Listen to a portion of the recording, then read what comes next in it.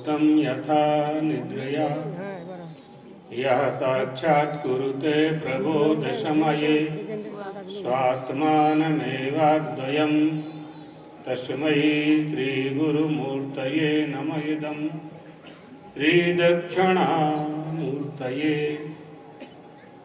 तद्दिव्यमव्ययं धाम सारस्वतमुपास्महे यत्प्रसादात् प्रलीयन्ते मोहान्धस्तमसच्छटः। ॐ नमः परमहंसात्वादित चरणकमलचिन्मकरन्दाय भक्तजनमानसनिवासाय श्रीरामचन्द्राय।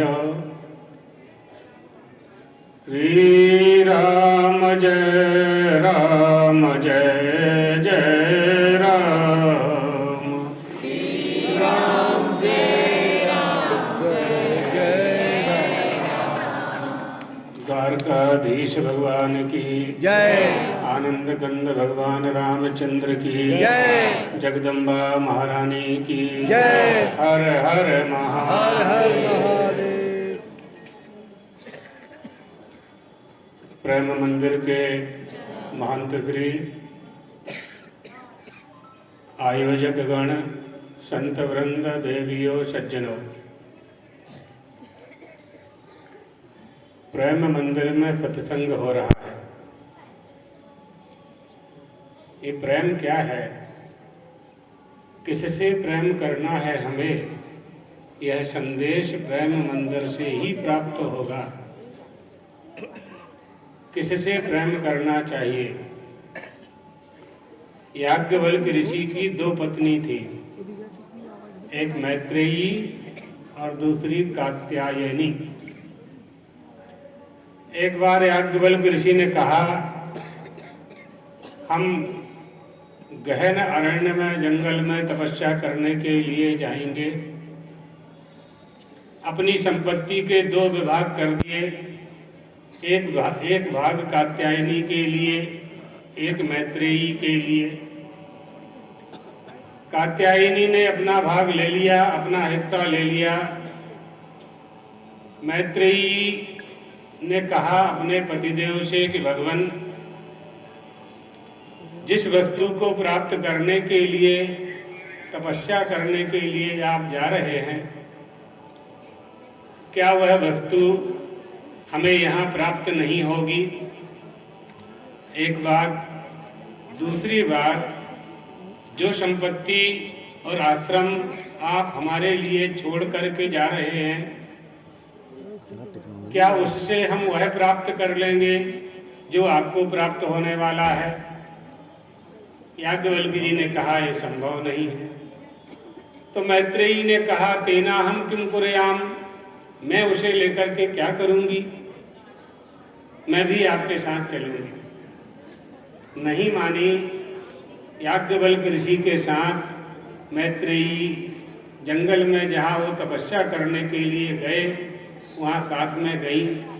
उनके साथ में सेवा में वो तत्पर रही, सारी आवश्यकताओं की पूर्ति करती थी। यज्ञ की सामग्री, लकड़ी, हवन की सामग्री, फूल, फल, बेलपत्री, तुलसी, जो भी आवश्यकता होती थी पूरा कर दिया करती थी। एक बार उन्होंने अपने याज्ञवल्क्य ऋषि से प्रश्न किया, प्रभु मेरे मन में एक जिज्ञासा है। क्या जिज्ञासा है। मैं यह जानना चाहती हूँ कि कौन किससे प्यार करता है। सबसे अधिक प्रेम यह जीव, यह मनुष्य किसके साथ करता है। छांदोग्य उपनिषद खूब सुंदर वर्णन है, हम बहुत सरल करके आपको सुना रहे हैं। भगवत पादाब्ज शंकराचार्य जी का इस पर भाष्य है। सबसे अधिक प्रेम कौन किससे करता है। प्रेम का स्थान क्या है, उसी को मंदिर कहते हैं ना। प्रेम का स्थान, आपके रहने का स्थान, भगवान के निवास का स्थान, ये सब मंदिर है। सब सर्वाधिक प्रेम मनुष्य किससे करता है? याज्ञवल्क्य जी ने कहा, मैत्रेयी, कोई किसी से प्यार नहीं करता, कोई किसी से प्रेम नहीं करता, सब अपने आपा से ही प्रेम करते हैं। इससे ही सभी लोग प्रेम करते हैं और जहां जहां इसे सुख मिलता है उसके साथ संबंध जोड़ लेते हैं, उसी को प्रेम नाम से कहने लगते हैं। सही बात है, बिल्कुल। नावारे पत्युः कामाय पति प्रियो भवति, आत्मनस्तु कामाय पति प्रियो भवति। पति पत्नी से प्यार नहीं करती है, पत्नी पति से प्यार नहीं करता है, अपने आप को प्यार की प्रेम की आवश्यकता होती है, इसलिए पत्नी से प्रेम करता है। पत्नी इसलिए प्रेम करती है कि उसको प्रेम चाहिए। अपने आप से ही सब प्रेम करते हैं। शरीर के एक एक अंग को आप निकालते जाइए, तब भी यह मनुष्य मृत्यु को नहीं वरण करना चाहता, अर्थात मरना नहीं चाहता। क्यों? इसी से प्रेम करता है। सर्वाधिक प्रेम प्राणात्मा से करता है, अपने आत्मा से करता है। एक व्यक्ति का पैर की उंगली में व्रण हो गया, तो वो उसका जो व्रण होने का जो आजकल बोलते हैं डॉक्टर लोग इन्फेक्शन, वो ऊपर बढ़ा, पूरे पैर में आ गया। जब पूरे पैर में आ गया तो डॉक्टर के पास ले गए लड़के। डॉक्टर ने कहा कि पैर काटना पड़ेगा, पैर काटना पड़ेगा। मरीज से पूछा गया, मरीज ने कहा कि पैर काटने से यदि मैं जिंदा रहता हूं तो काट दीजिए। पैर काट दिया। 1 साल बाद दूसरे पैर में वही व्रण हुआ, संक्रमण होता गया। दूसरे पैर का इलाज कराने के लिए उसी औषधालय में गए। डॉक्टर ने कहा यह पैर भी काटना पड़ेगा, नहीं तो शरीर में फैल जाएगा संक्रमण, इन्फेक्शन। दूसरा पैर भी कटवा दिया।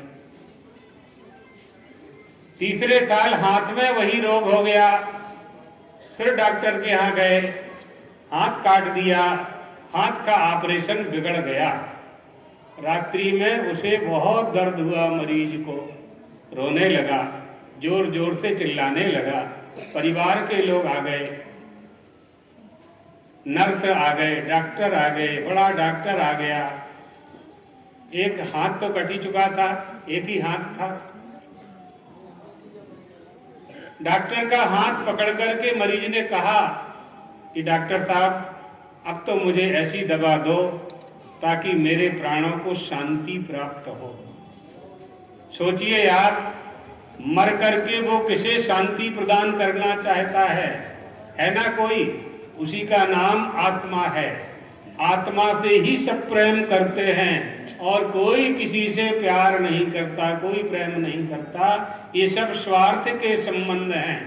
वित्तात् पुत्रः, पुत्रात् पिंडः, पिंडः पिंडात् तथेन्द्रियम्, इंद्रियाच्च प्रियः प्राणः, प्राणादात्मा प्रियः परः।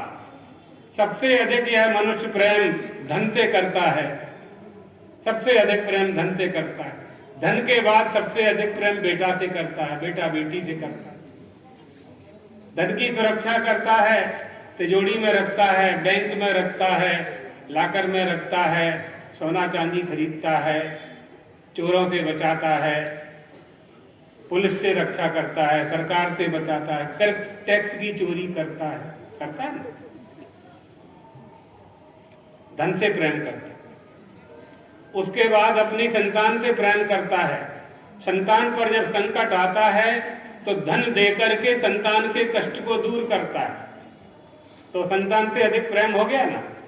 संतान से अधिक प्रेम अपने इंद्रियों से करता है। आंख, नाक, कान, इनको नहीं टूटने फूटने देता, ये रक्षा करता है।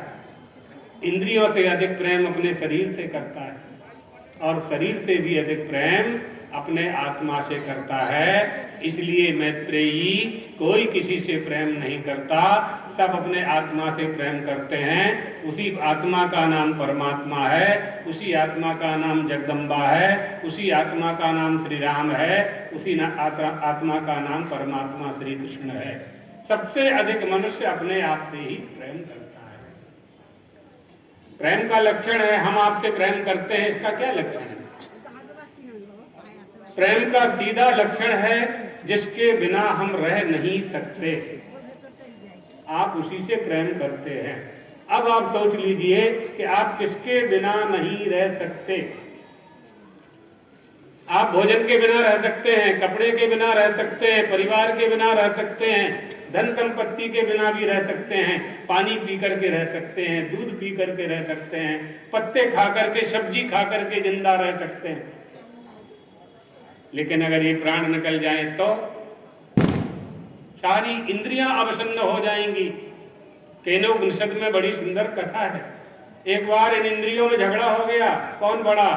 आंख ने कहा मैं बड़ी, कान ने कहा मैं बड़ा, हाथ ने कहा मैं बड़ा, पैर ने कहा मैं सबसे श्रेष्ठ। एक दूसरे श्रेष्ठता में अपने आप को नीचे ऊपर करने लगे। प्राण ने कहा कि देखो झगड़ा मत करो, ऐसा करो एक एक करके इस शरीर को सब छोड़ छोड़ के चले जाओ, जिसके जाने से ये मर जाए समझो वही सबसे बड़ा है। तो आंख सबसे पहले गई, मोतियाबिंद हो गया, ऑपरेशन फेल हो गया, दिखाई नहीं पड़ता है। आंख के बिना भी मनुष्य जिंदा रहा, लकड़ी पकड़ के, दीवार पकड़ करके सहायता से जिंदा रहा। कान में सब सुनाई नहीं पड़ता है, शब्द श्रवण, शब्द शक्ति चली गई, तब भी मनुष्य जिंदा रहा।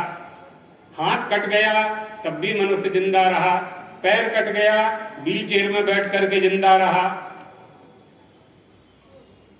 शरीर नहीं गया, मृत नहीं हुआ ये देह। प्राणों ने कहा सबने अपनी अपनी परीक्षा कर ली, अब हम जाते हैं। तो जैसे ही प्राणों का उत्क्रमण होने लगा, सारी इंद्रियां रो करके कहने लगी आप मत जाइए, आपके बिना हम नहीं रह सकते। प्राणादात्मा प्रिय परः, उसके बिना हम नहीं रह सकते, जिसके बिना हम नहीं रह सकते हम उसी से प्रेम करते हैं। उस वस्तु का नाम है आत्मा माने परमात्मा।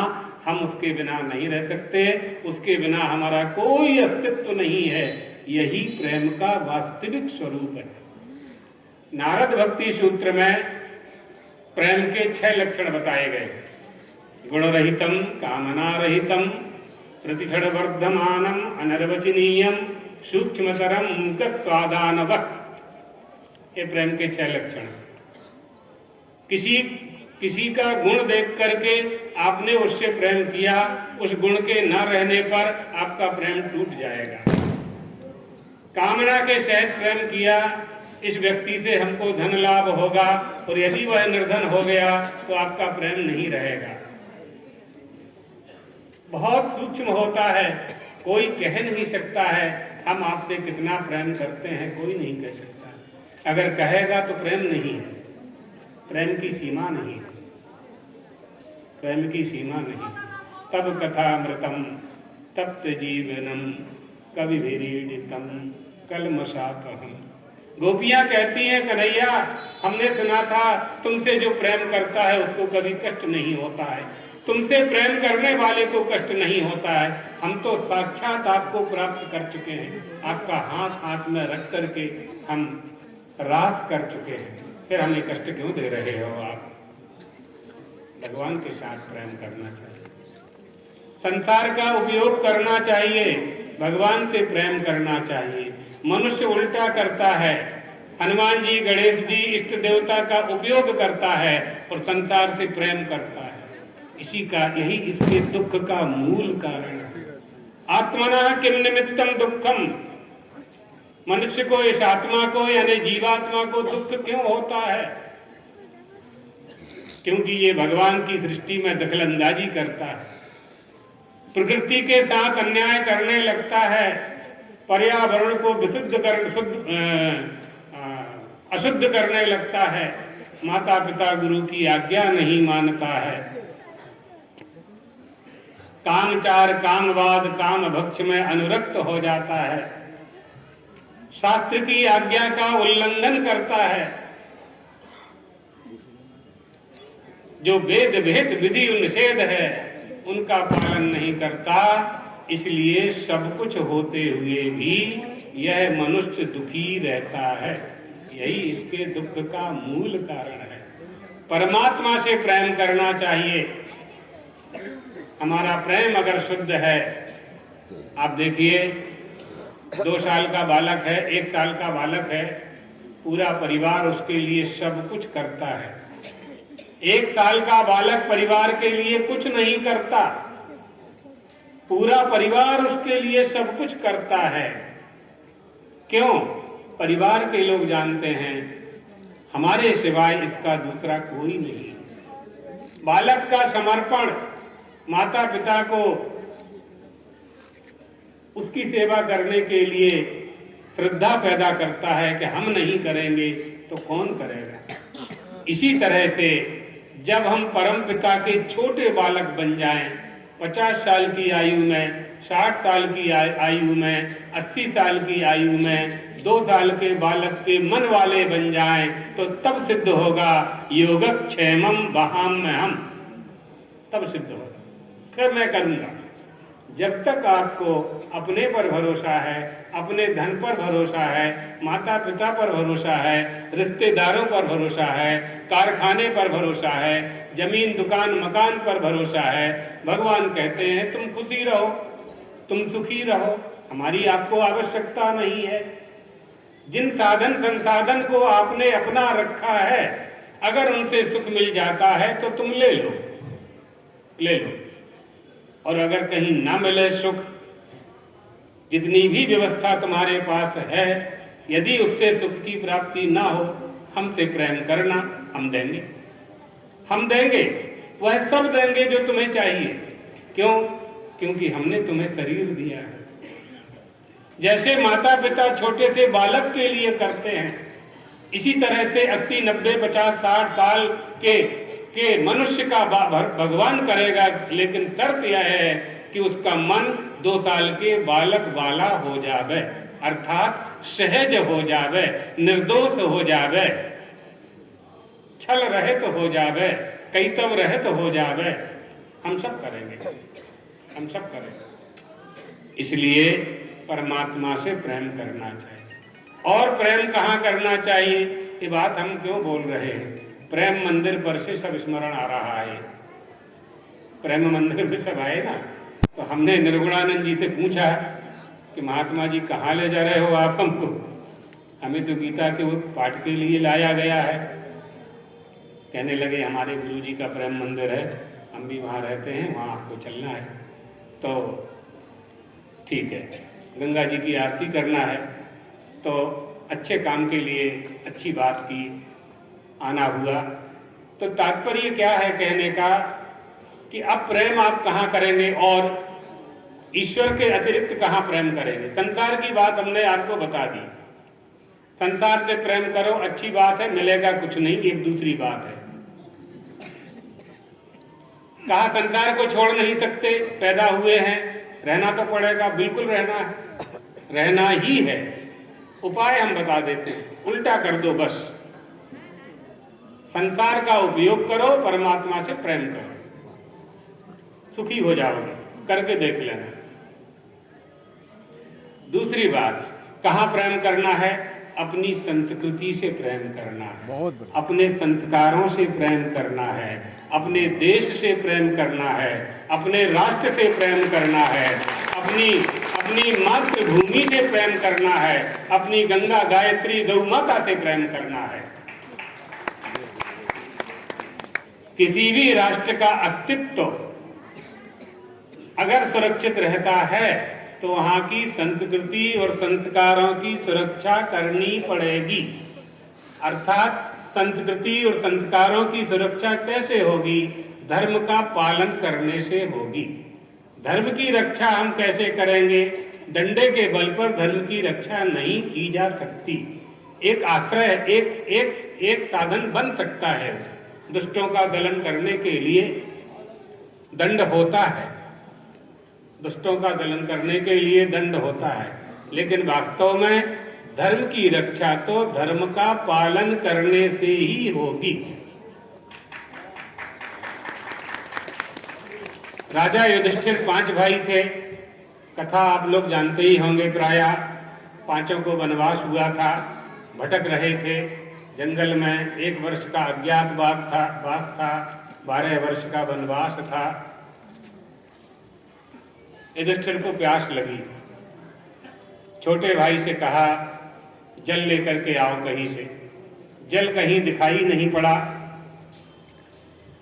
तो नकुल सबसे छोटे थे, तो नकुल एक वृक्ष के ऊपर गए और देखा तो उनको हरियाली दिखाई पड़ी। तो उन्होंने अनुमान किया कि हरियाली है तो वहां जलाशय होगा, सो जल लेने के लिए गए।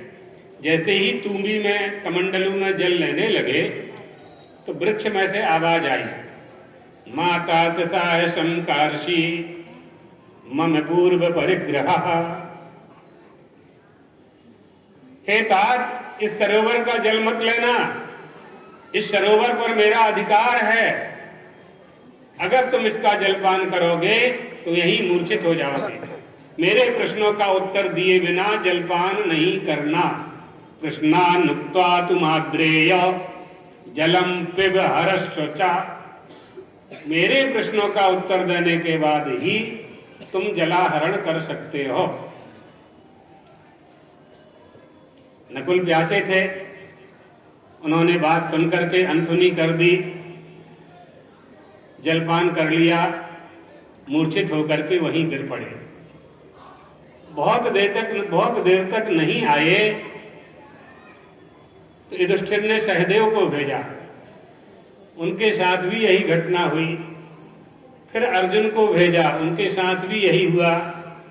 अर्जुन जैसे ही जल पीने लगे तो वृक्ष से आवाज आई, माता तथा संकर्षि मम पूर्व परिग्रह कृष्णानुक्ता कौन्तेय। वहां कहा माद्रेय तो यहाँ कहा कौन्तेय। इसका मतलब वो जानता था कि कौन है दोनों ये। सो जलम पिब हरस्व च, मेरे प्रश्नों का उत्तर दिए बिना सरोवर का जल मत पीना। अर्जुन नहीं माने। अर्जुन तू पिपासिता, प्यास लगी हुई थी। अनादृत्यो तो तद्वाक्यम, जल पी लिया, मूर्छित होकर के गिर गए। भीमसेन को भेजा गया, उनके साथ भी यही हुआ। महाभारत के वन पर्व में बहुत सुंदर आख्यायिका, बहुत सुंदर आख्यान है। धर्म का पालन कैसे करना चाहिए उसके लिए बहुत सुंदर ये उपदेश है वहां। अंत में युधिष्ठिर आए। युधिष्ठिर से भी यक्ष ने यही कहा। धर्म ही धर्मराज की परीक्षा ले रहे थे। माता तथा शंकार्षि जल मत पीना, अन्यथा जैसा 4 भाइयों के साथ हुआ है वैसा ही आपके साथ होगा। मम पूर्व परिग्रह, इस सरोवर पर मेरा अधिकार है। युधिष्ठिर ने कहा, आप कौन हैं और आपके कौन से प्रश्न हैं? हम आपके प्रश्नों का उत्तर देंगे। यथाशक्ति यथा ज्ञान हम आपके प्रत्येक प्रश्न का उत्तर देंगे। और जो आपने कहा इस पर मेरा अधिकार है, तो हम अपने अधिकार का राज्य छोड़ करके जंगल जंगल भटक रहे हैं। आपके द्वारा अधिकृत सरोवर का जलपान हम आपकी आज्ञा के बिना कभी नहीं करेंगे। बताइए क्या प्रश्न है? तो वहां युधिष्ठिर ने शताधिक प्रश्न किए, सैकड़ों प्रश्न किए। किमर्थम ब्राह्मणे दानम, किमर्थम नट नर्तके, ब्राह्मण को ही दान क्यों देना चाहिए, नट को नर्तक को क्यों देना चाहिए, सेवक को क्यों देना चाहिए, गरीबों की सेवा क्यों करनी चाहिए। बहुत प्रश्न किए, सबके उत्तर दिए। युधिष्ठिर ने सबके उत्तर दिए। अंत में यक्ष ने कहा, मेरे 4 प्रश्नों का उत्तर और दे दो तो आप जलपान कर सकते हो। क्या है आपके 4 प्रश्न? तो यक्ष ने कहा मोदते किमाश्चर्यम, कहा पंथा का च वार्तिका ममैतांश चतुरान प्रश्नान। मेरे ये 4 प्रश्नों का उत्तर दे करके आपको संतोष होगा। क्या है 4 प्रश्न? कह मोदते, संसार में सबसे अधिक प्रसन्न कौन है? सबसे अधिक प्रसन्न कौन है?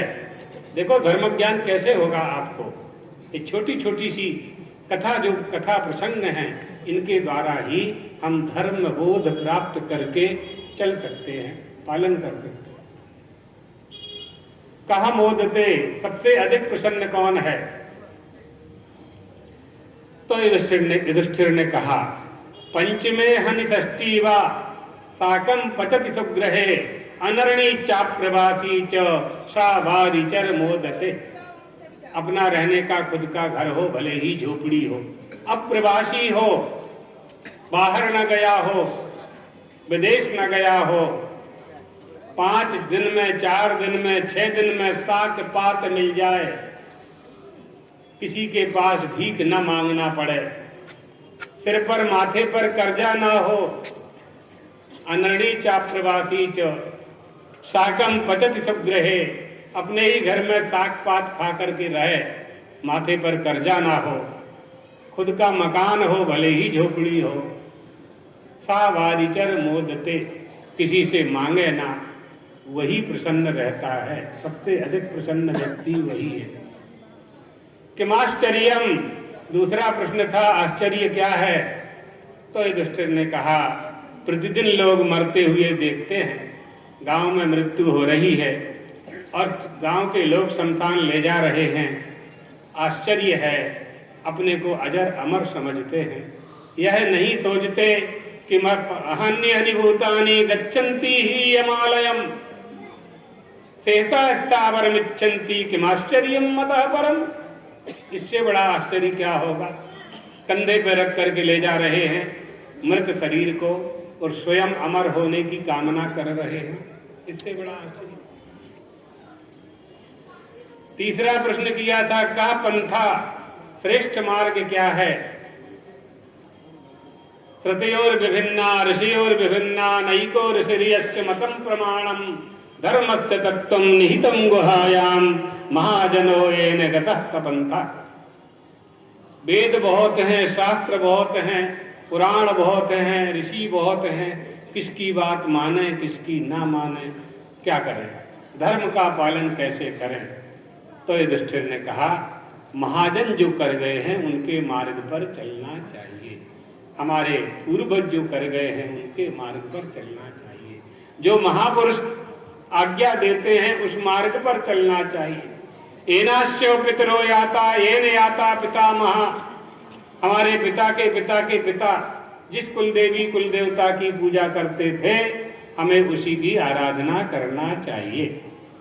ये का वार्ता अस्मिन महामोयमये कटाहे, संसार रूपी कढ़ाई में सब पड़े हैं, जल रहे हैं, भुज रहे हैं, पुड़ी जैसे तले जा रहे हैं, फिर भी इस मनुष्य को वैराग्य नहीं आता, इससे बड़ी क्या बात हो सकती है?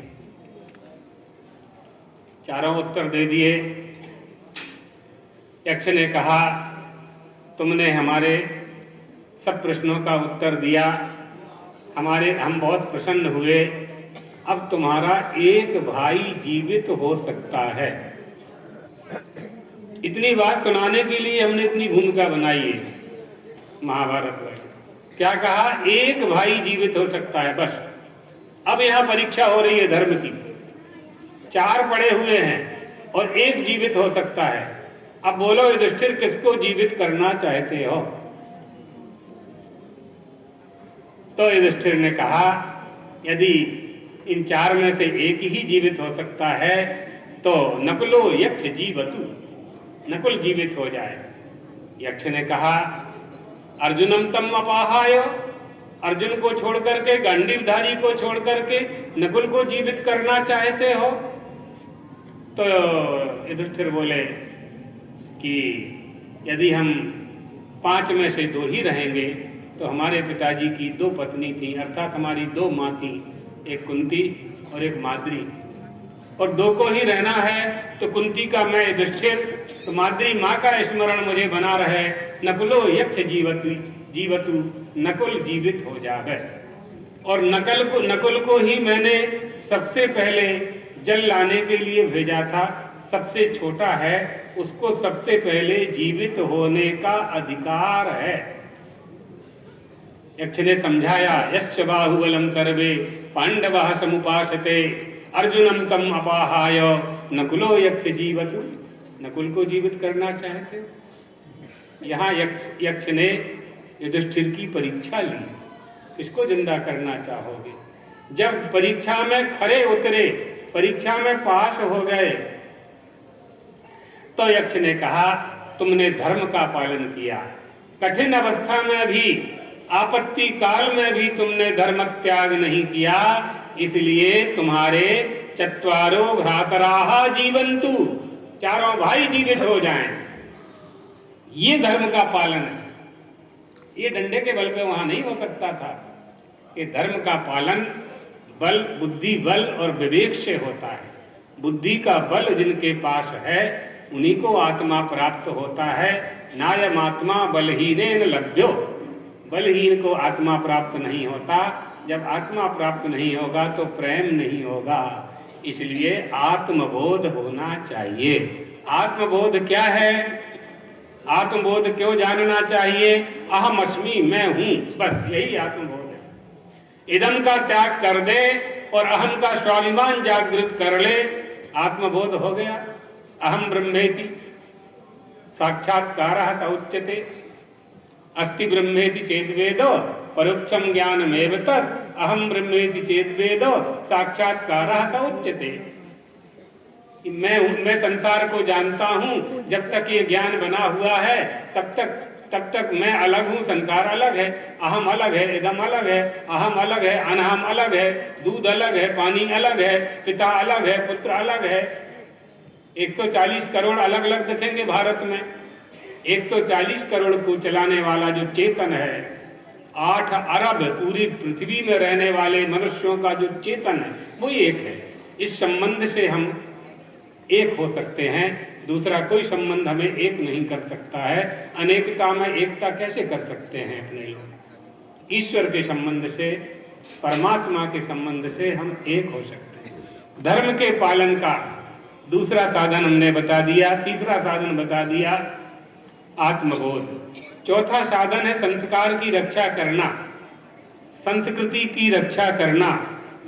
हमारा जीवन निकल गया है, निकला जा रहा है, आपके बच्चों का क्या होगा?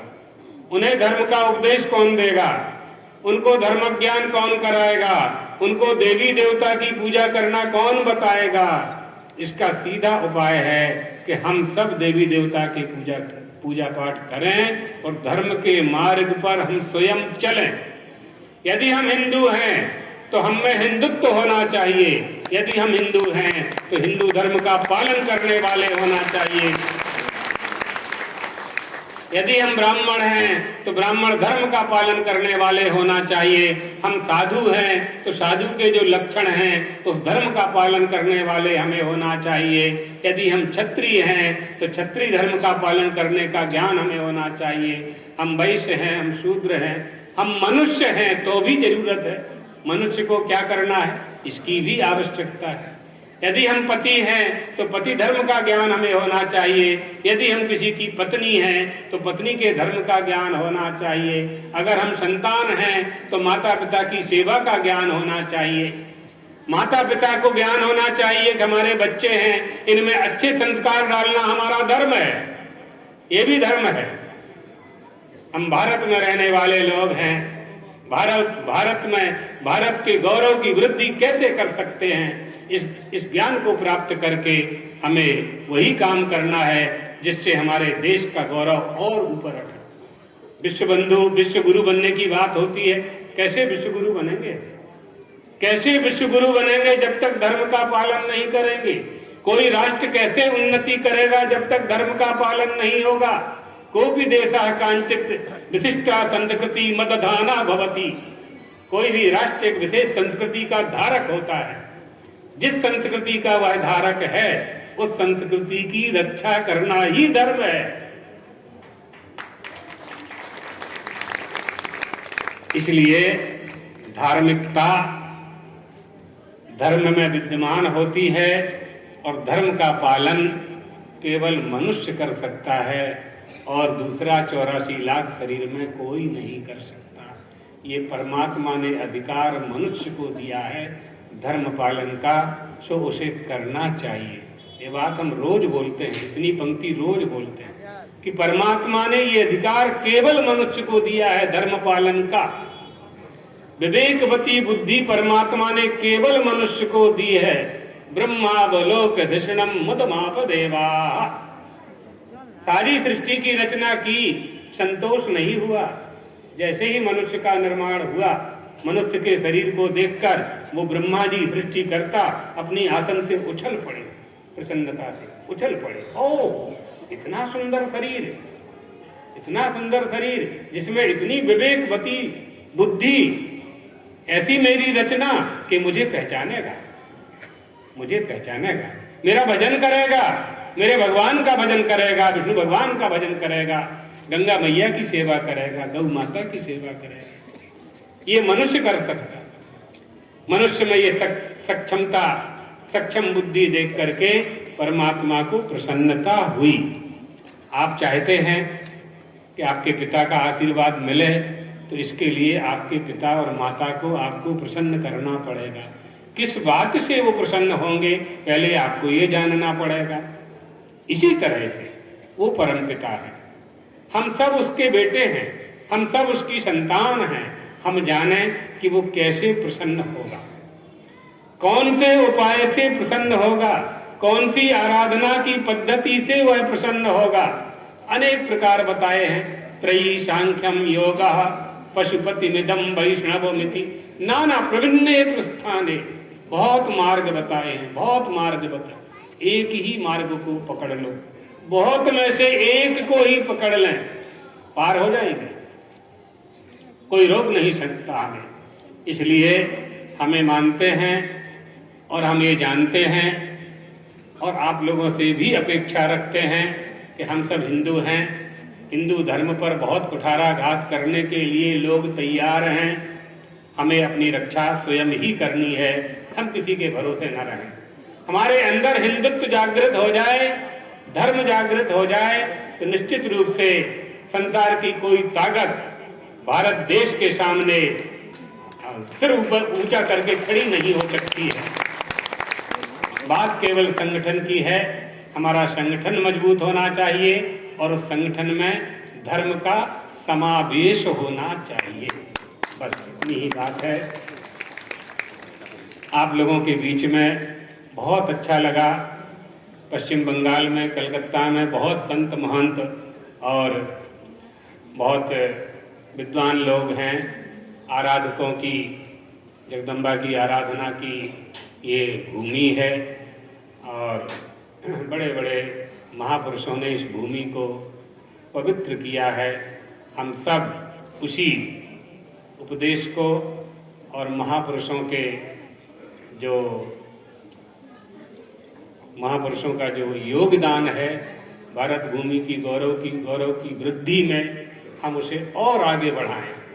सब कुछ तैयार है, कुछ करना नहीं है, संभालना है बस। हमारे ऋषि महर्षि, हमारे देवी देवता, हमारे वेद पुराण शास्त्र सब रख गए हैं, सब छोड़ गए हैं, सब है हमारे पास। उसकी सुरक्षा करना है, उसको समझना है और उसके अनुसार चलना है। भगवान द्वारकाधीश और चंद्रमौलीश्वर से आप सबकी उत्थान की मंगल कामना करते हुए अपनी वाणी को विश्राम देते हैं।